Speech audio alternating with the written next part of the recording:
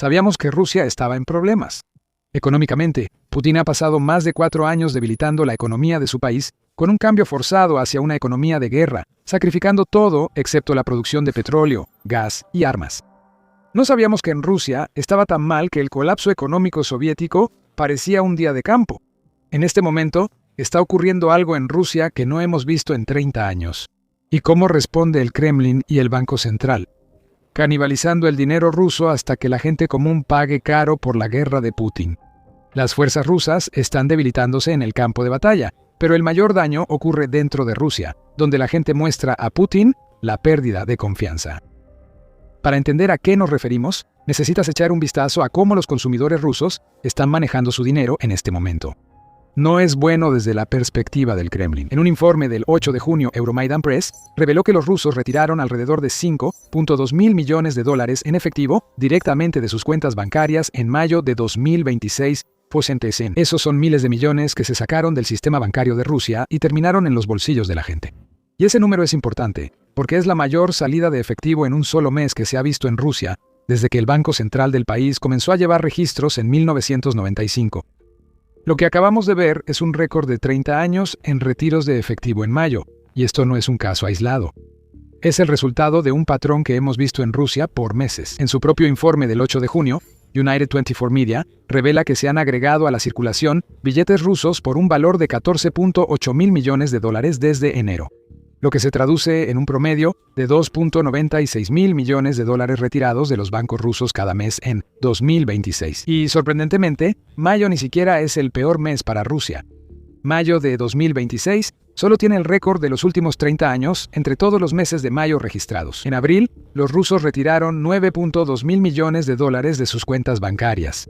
En marzo, 4.1 mil millones también salieron del sistema bancario ruso y terminaron en manos de los rusos. Estamos presenciando una fuga de efectivo no vista desde los primeros meses de la pandemia de COVID-19. Y es un indicador de algo que Putin nunca quiso ver. Los rusos comunes han perdido completamente la fe en su sistema bancario. Francamente, es difícil culpar al pueblo ruso por sus acciones actuales. En el nivel más básico, no hay mucho en la banca rusa que haga que la idea de guardar dinero en cuentas de ahorro sea tan atractiva. A pesar de que la tasa de interés base de Rusia es altísima, de 14.5%, las tasas que ofrecen los bancos en cuentas de ahorro son tan bajas que guardar dinero en una cuenta casi no tiene sentido.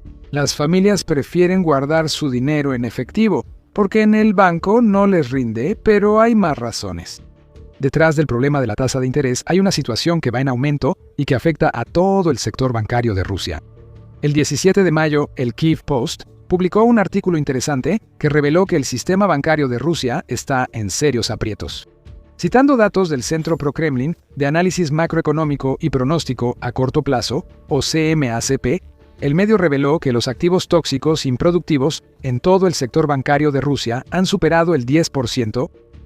Esto es importante porque superar ese umbral por 3 meses seguidos basta para que el Fondo Monetario Internacional declare una crisis bancaria sistémica en un país. Bancos estatales rusos intentan ocultar este problema creciente. Estos activos ruinosos y los incumplimientos que traen consigo están siendo ocultados por programas artificiales de reestructuración de préstamos, diseñados para hacer parecer que los bancos están en una posición financiera más sólida de lo que realmente están. Los préstamos corporativos incobrables se usan para este encubrimiento, evitando hasta ahora retiros masivos que podrían paralizar instituciones financieras. Pero esos retiros se acercan. Los números hablan por sí solos. No es solo la magnitud de los retiros de efectivo lo que tiene en pánico al Banco Central de Rusia.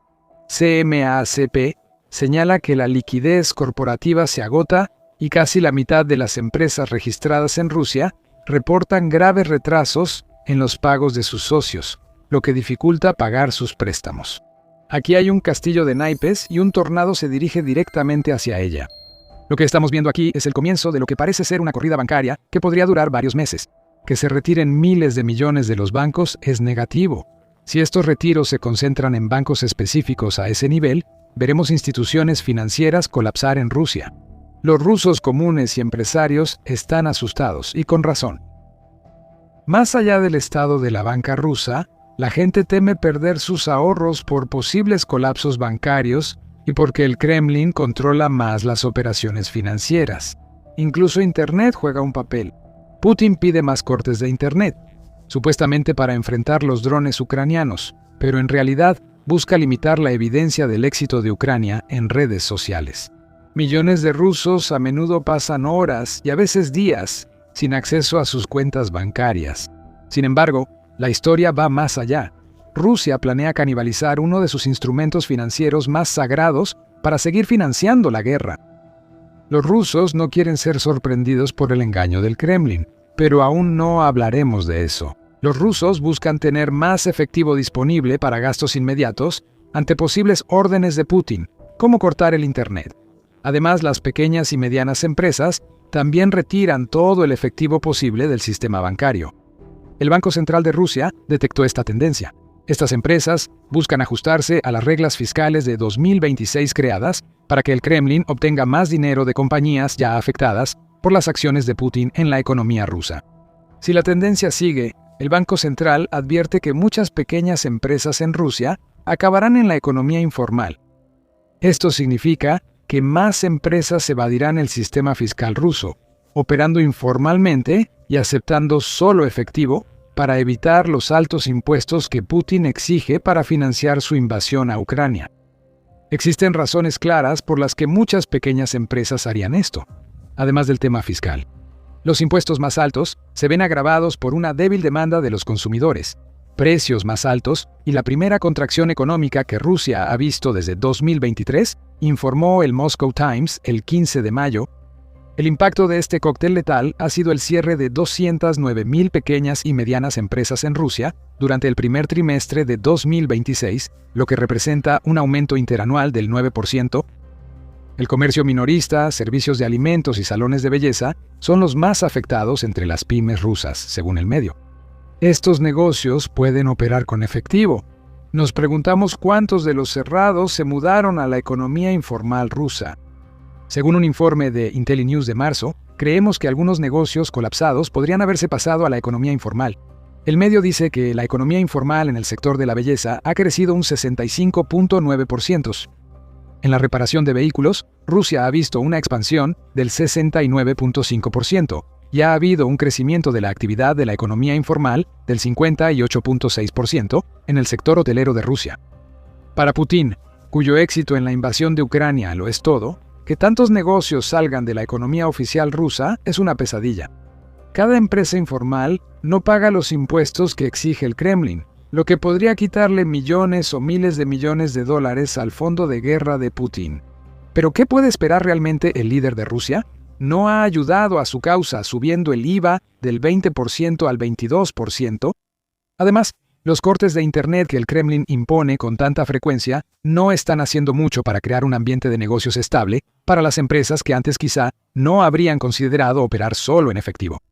Crece el descontento mientras Rusia limita el uso de Telegram y WhatsApp.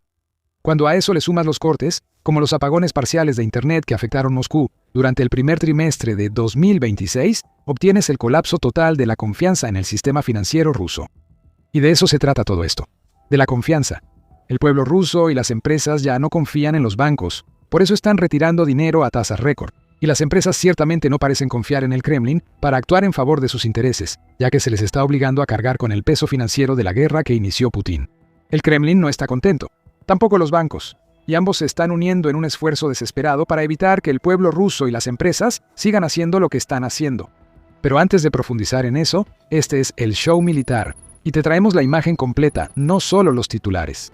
Suscríbete para mantenerte al tanto de cada desarrollo en la guerra de Ucrania y la tambaleante sociedad rusa. Así que, el Banco Central de Rusia intenta detener los retiros masivos de efectivo como sea posible. Según Euromaidan Press, el 1 de junio, el Banco Central impuso nuevos controles sobre los retiros en cajeros automáticos para tratar de controlar lo que el pueblo ruso hace con su propio dinero. Nuevas reglas permiten a los bancos rusos rastrear todos los retiros de efectivo de sus clientes. Cualquier retiro que se marque como sospechoso, lo que aparentemente incluye varios retiros en un corto periodo de tiempo o grandes retiros después de largos periodos de inactividad, podría llevar a que las cuentas sean bloqueadas o suspendidas mientras se realiza una revisión. Muy inteligente, Banco Central. Hay una crisis de confianza en la banca rusa porque la gente teme perder el acceso a su dinero, y tu solución es amenazarlos con quitarles el acceso a su dinero. Es casi como si los bancos intentaran sabotearse a sí mismos en su desesperación por controlar lo que hacen sus clientes. Aquí se prioriza claramente la estabilidad bancaria sobre las necesidades y los deseos de los consumidores y las empresas rusas. Esto no puede acabar bien. La disidencia y desconfianza que causaron retiros récord en 2026 aumentarán mientras el Banco Central demuestre que controla más el dinero de las personas que ellas mismas. El Kremlin busca ejercer control de forma más insidiosa. No sorprende que las empresas rusas se vean cada vez más empujadas hacia la economía informal, dadas las condiciones que Vladimir Putin impone a quienes no apoyan la maquinaria de guerra rusa. Pero la respuesta del Kremlin a una crisis que le está haciendo generar menos ingresos fiscales de los que cree que debería recibir ha tomado a todos por sorpresa. El Kremlin va por las pensiones de la gente. Canibalizará a los ancianos y a quienes se preparan para su futuro para saciar el apetito insaciable de Putin por dinero y financiar su invasión a Ucrania. En un informe del 8 de junio, United 24 Media soltó la bomba. El gobierno ruso empezó a redactar una ley que transferirá automáticamente los ahorros de pensión de millones de rusos a un nuevo programa. Por supuesto, este programa está dirigido por el Estado, lo que significa que los trabajadores rusos no tendrán opción sobre cómo se invierte el dinero que están ahorrando para su futuro. Este no es un programa pequeño. Si el Kremlin logra su objetivo, 37 millones de rusos clasificados como inversionistas silenciosos verán transferido su dinero. Quienes no han elegido un fondo de pensiones privado y tienen sus activos en el Fondo Social de Rusia, perderán el derecho a elegir. ¿Por qué querría hacer esto el gobierno de Rusia?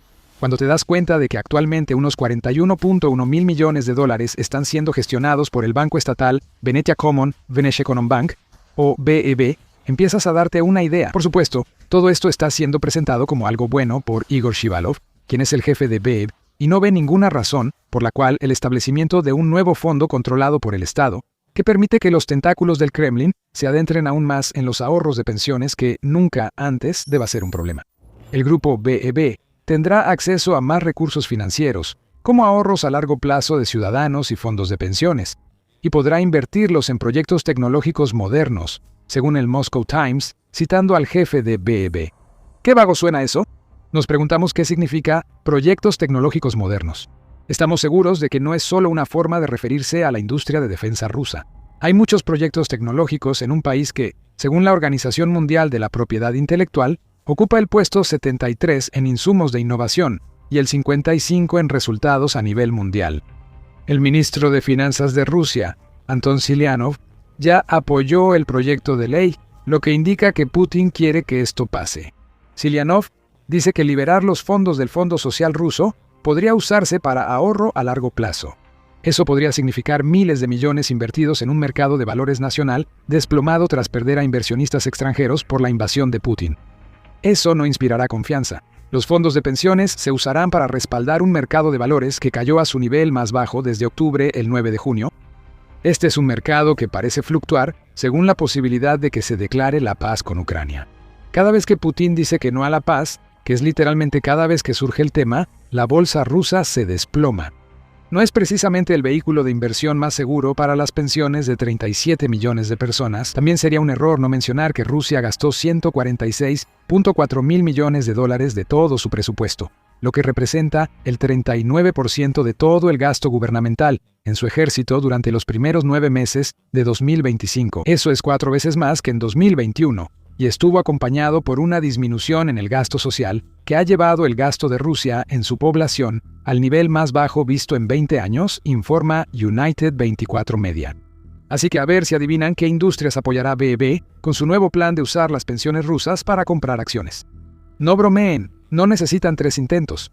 Rusia busca de nuevo controlar el dinero de la gente para financiar una guerra que ya ha costado miles de millones y costará más. Mientras Putin se niega siquiera a considerar la posibilidad de que tal vez, solo tal vez, la guerra que él comenzó no vaya a terminar en una inevitable victoria rusa.